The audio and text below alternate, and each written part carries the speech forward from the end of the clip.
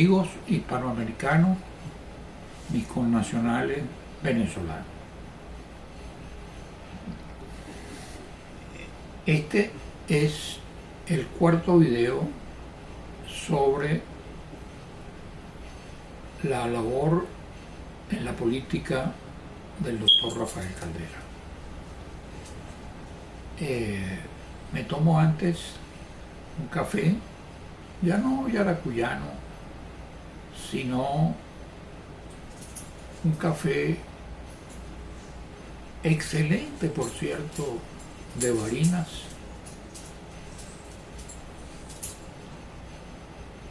que me trajeron unos amigos de Venezuela, de la zona de Barinas, cercana a donde nació Chávez, donde hay una buena producción de café ahora.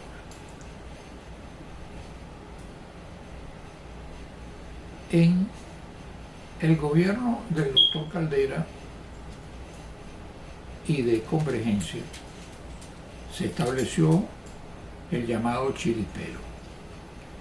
Antiguos guerrilleros, antiguos enemigos de Copey, poca gente del antiguo Copey y buena parte de la familia del doctor Caldera entran a tener poder y a ejercer labores de gobierno.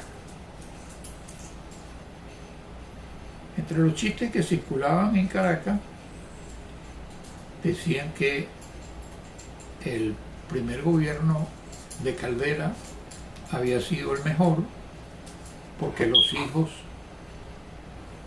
estaban jóvenes, no participaron en el gobierno anterior de Caldera, y se decía, porque los chistes a veces orientan mucho en la política y la sabiduría del pueblo cuando expresa esos chistes dicen en el fondo muchas verdades. No existía, por ejemplo, en todos los guisos el pimentón. Había uno de los hijos de Caldera a quien llamaban el pimentón porque decían que estaba en todos los guisos. Y el pueblo venezolano, cuando habla de guisos, piensa en corrupción, piensa en componentes, porque para hacer una tramoya productiva y corrupta se hace lo que se llama un guiso. Y entonces decían que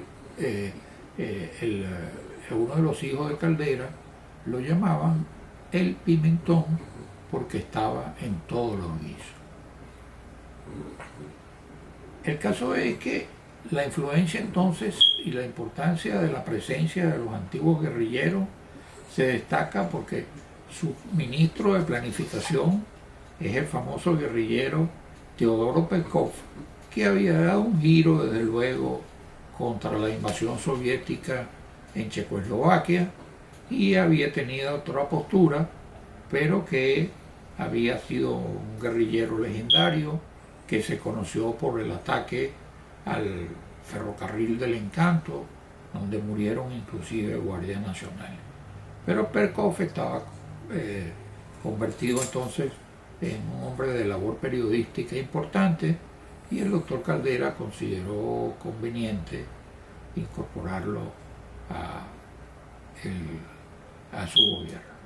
Pero no estaban sus antiguos compañeros, no estaba el doctor Lorenzo Fernández, que ya había fallecido, pero no estaba tampoco el doctor Aristides Calvani, que también había fallecido en Centroamérica, cuando a raíz del grupo Contadora estaba empeñado en la paz de Centroamérica.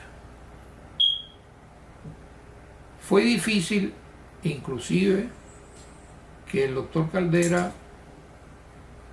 recibiese a Luis Herrera cuando Luis Herrera gana las elecciones, porque dado el carácter del doctor Caldera, Luis Herrera y el secretario general de Copey entonces, Pedro Pablo Aguilar, estaban en el serio compromiso de hacerle saber al doctor Caldera que iba a haber otro presidente social cristiano, porque Luis había,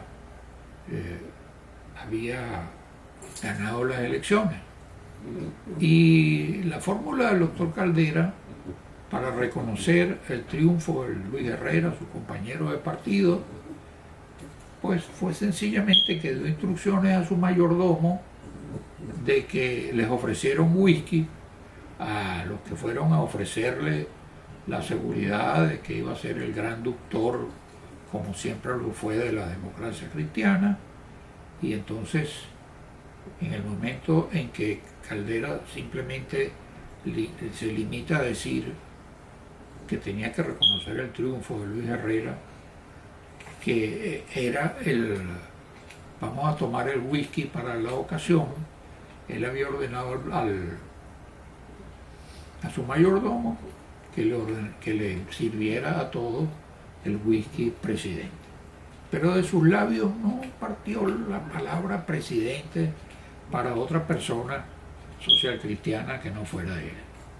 Luis Herrera era caracterizado por su mansedumbre, su humildad, sus refranes, y sabía todas esas circunstancias que podían ocurrirle y que era factible tratándose del doctor Caldera.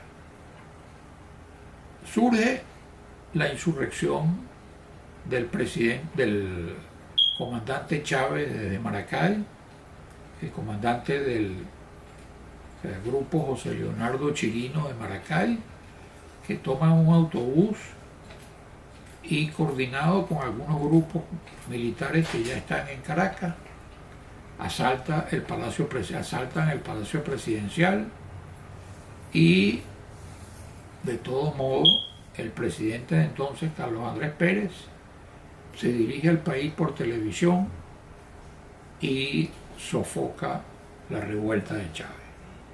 Pero el resultado es que Chávez queda bajo juicio, va a la cárcel de Malpaso, llamada del Rodeo, en Guarena, en las afueras de Caracas, y allí es visitado por opositores al sistema democrático hasta que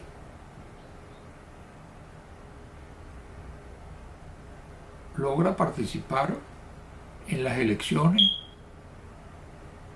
que gana, vista la popularidad entonces de el insurgente Chávez.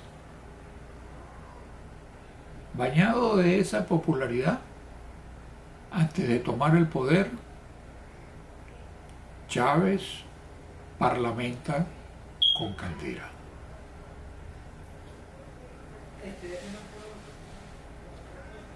Otro de los hijos de Caldera, particularmente su hija Mireya Caldera Pietri, casada con un militar del área ecuestre,